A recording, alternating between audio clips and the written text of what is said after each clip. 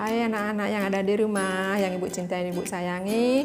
Selamat pagi, Om Swastiastu. Assalamualaikum warahmatullahi wabarakatuh. Salam, Namo Buddhaya, salam sejahtera untuk kita semua. Gimana nih kabarnya hari ini? Sudah berapa kali di minggu pertemuan sebelumnya sampai hari ini? Bagaimana kabarnya hari ini? Sehat kan? Oke, semoga kalian tetap sehat, stay at home, selalu ngikutin protokol kesehatan. Ya, nah sekarang nyamankan dulu posisi kalian. Ya, sekarang kita akan lanjut ke materi berikutnya tentang menganalisis kue dari adonan beragi. Oke, yang kemarin kita sudah bahas tentang pastry, kemudian alat bagaimana, bahannya apa yang digunakan. Kita sudah bahas. Nah, sebelum ke materi, Ibu tanya dulu. Kalian pernah makan kue yang rada-radanya kayak seperti pakai tape, kemudian ada raginya, ya? Pernah? Contohnya misalnya apa? Kalian pernah makan donat, ya? Yang lagi viral itu adalah donat, ya. Kalian stay at home, sudah pada pinter buat kue. Contohnya donat. Di sana kalian akan menemukan aroma seperti ragi, ya. Donat yang menggunakan ragi itulah yang disebut salah satu contoh dari adonan beragi. Ya. Di sini bahan utamanya apa selain terigu? Yang namanya adonan beragi, tentunya dia menggunakan ragi atau istilahnya yeast. Ya, kalau kalian YEAST itu tulisannya ya. Kalau kalian tahu macam-macam ragi di pasaran atau di luar atau di toko itu banyak sekali macamnya. Nanti kita bahas di jenis-jenis ragi. Ya, contoh yang lain adonan ragi apa, Nak? Contoh yang lain bisa kalian temukan, misalnya kalian makan bika ambon. Ya, kalau kalian bika ambon, dia teksturnya lembut banget seperti karamel, tapi bukan karamel. Dia warnanya kuning. Ya, dia itu adalah menggunakan ragi. Ya, itu contoh yang kedua. Nanti Ibu berikan contohnya beberapa. Selebihnya atau selain itu kalian cari sendiri. Nanti dari contoh kalian akan gali sendiri pengertian dari adonan beragi. Oke? Ya. Kemudian contoh yang ketiga, Ibu kasih contoh itu pukis. Ya, pukis itu yang paling sering kalian temukan di pasar. Ya, pukis itu terbuat sama juga dari bahan utama tepung terigu, kemudian yang kedua ada gula, kemudian yang ketiga ada ragi. Ya, itu. Itu contoh yang ketiga. Kemudian yang keempat contohnya selain pukis, ya itu ada lagi namanya martabak. Lagi booming nih sekarang orang-orang bikin martabak teflon. Ya, orang-orang bikin martabak teflon. Itu salah satu juga termasuk ke dalam contoh adonan beragi. Dia menggunakan ragi. Ya, selain ada bahan tambahan lainnya seperti baking powder, soda kue dan lain sebagainya. Ya. Kemudian contoh yang selanjutnya selain martabak itu ada juga apa lagi? Ada yang bisa? Misalnya ini kebetulan yang Ibu buat tadi pagi, ya. Ini salah satu contohnya adalah adonan beragi. Ini termasuk kue, contohnya dari adonan beragi. Ini namanya apem. Ya, apem yang terbuat dari tepung beras. Ya, adonan beragi itu bisa terbuat dari tepung beras maupun tepung terigu atau mix dari kedua-duanya. Bisa tepung beras maupun tepung terigu. Ini salah satunya. Ini adalah homemade buatan Ibu sendiri. Nanti Ibu kalau kalian pengen tahu, pengen bisa, nanti Ibu akan share resepnya seperti apa. Ya, ini mudah sekali, Nak, gampang, anti gagal tentunya ya. Nanti kalian bisa buat, kalau kalian sudah berhasil pasti akan menjadi kebanggaan sendiri, kepuasan tersendiri kalau kalian bisa membuat dan berhasil mekarnya. Yang namanya adonan beragi atau ini seperti ini apem, yang namanya apem pasti selalu dia mekrok atau mekar. Ya, mekar merekah.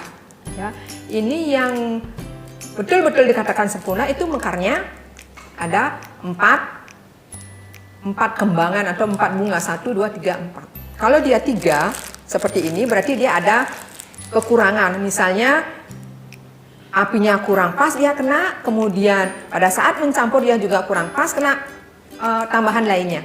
Ya itu. Ini yang 2 sempurna banget ya, Nak ya. Ini yang 2 sempurna. Ini.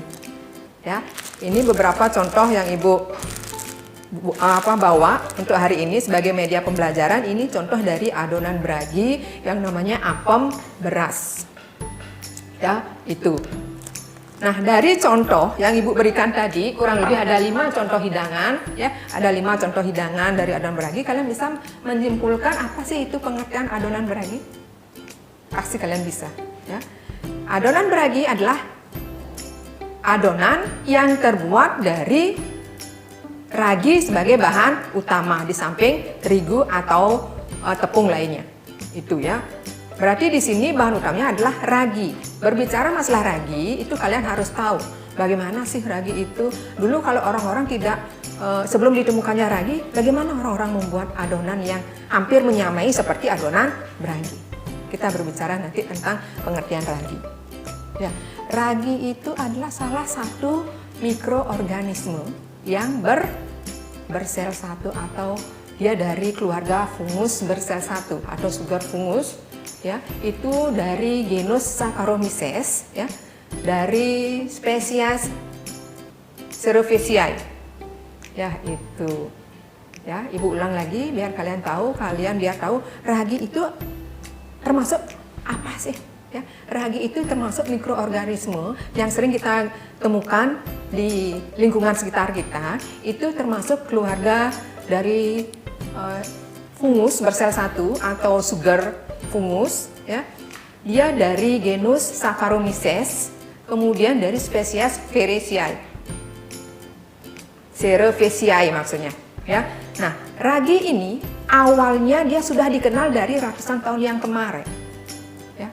Tapi sebelum dia dikomersialkan, dulu orang-orang membuat adonan itu dia fermentasinya itu terbuat dari alami dari buah-buahan, misalnya dari anggur maupun dari sayuran atau kentang-kentangan. Itu nanti anggur dan kentang itu difermentasi dulu, setelah dia keluar aroma fermentasinya baru dia gunakan untuk membuat adonan.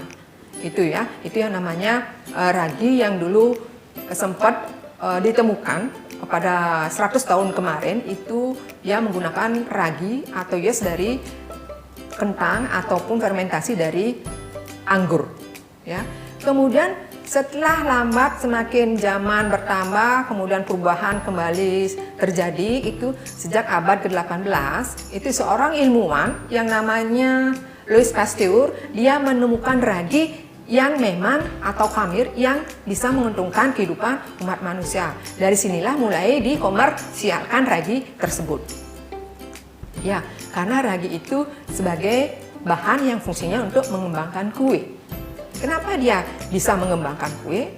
Apakah ragi bisa berkembang tanpa ada bahan tambahan lainnya?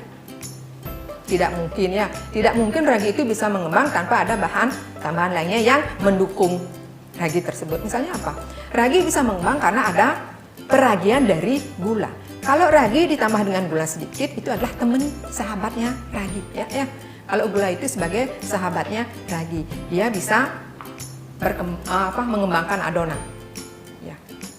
Satu catatan dari Ibu, kalau adonan sudah dibuat atau sudah diberikan ragi, sebaiknya adonan itu diistirahatkan, tidak boleh langsung diolah atau diproses. Kenapa? Karena ragi setelah bercampur dengan bahan-bahan lain itu perlu ada batas waktu pengembangan, ya, perlu diistirahatkan. Pengistirahatan ini tergantung dari daerah masing-masing. Kalau cuacanya panas, daerah tersebut dia bisa lebih cepat, butuh waktu untuk mengembangkan. Kalau dia di daerah dingin seperti di Kintamani misalnya, ya, atau di daerah Bedugul, dia butuh waktu lebih dari kondisi daerah panas lainnya. Misalnya yang normalnya 30 menit, waktu pengistirahatnya dia butuh 45 menit, misalnya 1 jam, misalnya itu yang dimaksud sesuai dengan kondisi daerah masing-masing. Ya. Nah, sekarang kita lanjut ke materi jenis-jenis ragi. Nah, sebelum kita lanjut ke jenis-jenis ragi, ada pertanyaan, apa bisa diterima yang Ibu jelaskan tadi materinya tentang ragi, nah? Tentang contoh-contoh yang Ibu bawa tadi, yang Ibu jelaskan? Ibu harapkan semoga kalian mengerti dengan apa yang Ibu jelaskan. Ya, oke, kita lanjut ke jenis-jenis ragi. Oke, kita kembali lagi ke materi selanjutnya tentang jenis-jenis ragi, ya. Kalian mungkin tahu selama kalian stay kemarin di rumah sampai sekarang kalian pernah buat donat, yang kalian gunakan di sana adalah ragi. Jenis-jenis ragi banyak sekali, atau very fine atau yes. Ya, yes, ragam macamnya itu banyak sekali. Ya, umumnya dikenal 3 ragi atau yes. Yang pertama itu fresh yes, kemudian yang kedua aktif dry yes, ragi kering aktif, kemudian yang ketiga instan dry yes, ragi instan. Ya, nah dari ketiga ragi ini nanti itu banyak sekali macamnya, ya, atau mereknya yang ada di pasaran. Yang paling umum atau yang paling dikenal oleh masyarakat adalah Vermipan. Ya, lumayan mahal juga ini harganya, tapi tergantung sih personal masing-masing itu mau menggunakan yang mana. Ya, apakah dia mau menggunakan ragi segar, ragi kering maupun ragi instan. Ya. Nah, itu ada secara umum ada 3 jenis ragi ya, yang seperti Ibu jelaskan tadi. Nah, kemudian ragi ini tergantung dari macamnya, penggunaannya tergantung dari jenis ragi tersebut. Ya. Nah, nanti Ibu akan bagikan PowerPoint-nya ke kalian. Ya, kalian bisa amati di sana. Nanti Ibu akan bagikan materinya, bisa lewat PowerPoint atau bisa lewat PDF nanti. Ya. Kemudian nanti kalau kalian beli ragi di pasaran, itu harus tahu dulu ciri-ciri ragi yang baik, ada ciri-ciri ragi yang kurang baik, dan ada ciri-ciri ragi yang sudah rusak. Ciri-ciri ragi yang baik, yang pertama itu apabila diraba terasa dingin. Kemudian yang kedua, berwarna krem, butiran-butiran kecil dan bersih. Kemudian ketiga, dia berbau sedap.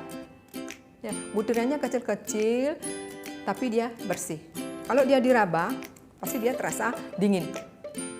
Ya, itu ciri-ciri ragi yang masih bagus. Kemudian ciri-ciri ragi yang kurang bagus, yang pertama itu berwarna cerah, kemudian dia kondisinya agak kering, ketiga kalau diraba terasa hangat, keempat berbau tidak sedap, dan yang kelima beremah. Tahu beremah artinya butirannya itu dia kepotong-potong, kayak sudah retak-retak, butirannya tidak utuh maksudnya. Ya, itu ciri-ciri ragi yang kurang bagus. Kemudian ciri-ciri ragi yang sudah rusak, yang itu yang pertama biasanya dia lengket, ya.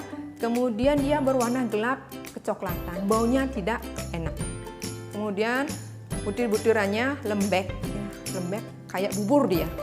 Itu ciri-ciri ragi yang kurang atau yang sudah rusak. Ya, kalian harus tahu semua ciri-cirinya. Bagaimana ragi yang bagus, kemudian bagaimana ragi yang kurang bagus, dan bagaimana ragi yang rusak. Ya, jadi kalau kalian beli di toko atau di pasar, kalian bisa lihat itu tanggal expirednya. Ya, jangan sampai ragi yang kalian beli itu expired sehingga akan mempengaruhi kualitas dari hasil yang kalian peroleh. Untuk jenis ragi dan ciri-ciri ragi bisa dimengerti? Semoga bisa dimengerti. Nanti seandainya ada pertanyaan, Ibu terima pertanyaan dari kalian di WA Group atau di forum yang lain. Oke, kita lanjut lagi ke materi selanjutnya tentang enzim dalam ragi. Enzim dalam ragi itu banyak sekali. Salah satunya ada lipase, ada protase, invertase, kemudian simase. Banyak sekali macam-macam ragi yang lain. Ya, enzimnya maksudnya. Kemudian penyimpanan ragi. Penyimpanan ragi sebaiknya ragi itu disimpan dalam kondisi dan tempat yang baik agar kondisinya tetap bisa kita gunakan apabila kalian ingin membuat misalnya 250 gram adonan. Itu yang standar di resipi biasanya kurang lebih ada menggunakan 1 sendok teh, ada yang 2 sendok teh. Dalam satu kemasan yang 11 kurang lebih 10 gram ya kalau nggak salah, atau 11 gram itu kurang lebih ada 4 sendok teh atau 3 sendok teh itu. Nanti itu sisanya yang seandainya ada sisa, nanti kalian bisa itu disimpan, diikat dengan baik, kemudian dimasukkan ke dalam toples atau wadah yang tertutup, kalian simpan. Ya, itu biar nggak nanti kena udara, dia akan mengurangi atau menurun kualitas dari ragi tersebut. Itu cara penyimpanan ragi. Paham nak yang ada di rumah? Semoga kalian paham ya. Ya, harus tetap semangat ya, tidak boleh loyo mengikuti pelajarannya Bu. Oke? Oke Nana, masih semangat? Ibu doakan tetap kalian semangat ya, tetap semangat mengikuti pembelajaran daring untuk mapelnya Ibu maupun mapel-mapel lainnya. Tidak boleh loyo, tidak boleh kendor semangatnya, karena kalian masih muda ya. Kita lanjut lagi ke materi selanjutnya tentang fungsi ragi dalam adonan. Fungsi ragi dalam adonan itu ada beberapa. Yang pertama itu leavening agent. Leavening agent di sini maksudnya ragi dapat mengembangkan adonan. Kenapa dia bisa mengembangkan adonan? Karena dia mampu mengonsumsi gula dan mengubah menjadi karbon dioksida sehingga timbul gas. Apabila ragi itu dicampur dengan tepung kemudian ditambahkan dengan gula, disinilah dia bersahabat dengan gula, dia akan mengonsumsi gula, ragi itu akan mengonsumsi gula sehingga akan membentuk gas atau menahan gas CO2. Ya. Kemudian yang kedua, dia bisa memproduksi gluten. Ya, maksudnya di sini dia bisa memproduksi gluten, membentuk jaringan sehingga dia mampu menahan gas ya yang namanya manufacturing the gluten structure. Ya, manufacturing ya the gluten structure. Ya, itu namanya fungsi ragi sebagai berfungsi untuk dalam hal gluten di dalam terigu itu sendiri. Dia sangat membantu dalam memproduksi gluten sehingga dia mampu membentuk jaringan dan menahan gas. Ya. Yang tadi itu leavening agent, dia mampu membentuk jaringan sehingga dapat mengubah karbon dioksida. Sekarang yang berfungsi menahannya adalah gluten atau ragi itu sendiri untuk menahan gas. Ya. Yang ketiga itu sebagai flavoring. Tahu flavoring? Pengaroma.